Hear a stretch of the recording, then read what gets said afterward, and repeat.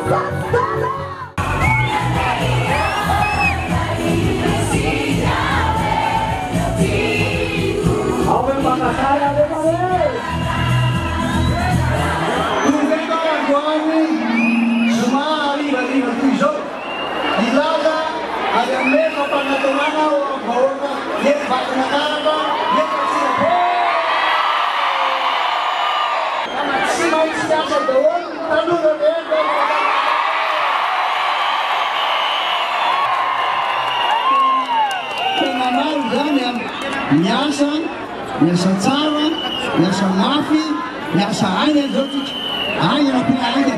Tena hitanareo ary tanora. Mba manana no avinareo ohatra n'ireny amin'ny firenena mandroso ireny. Tena hitanareo ary tanora. Tena mba afaka mietsika fa amin'izao fotoana izao tsy afaka noho ny inona noho ny landam-bolontsika. Aza matahotra anao matombo dady hitady hevitra amin'ny atao any.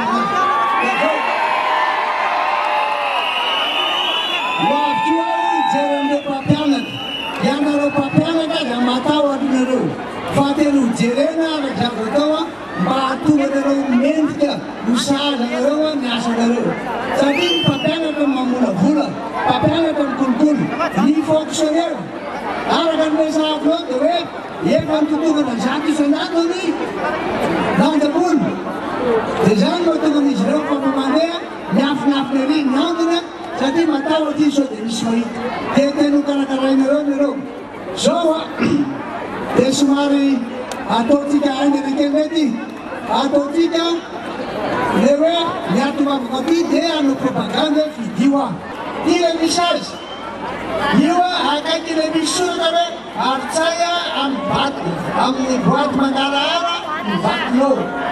Dia zao misy toko mahitana azy miaraka aty ambany manisa enitsika avy aty ambany ray roa telo efatra dimy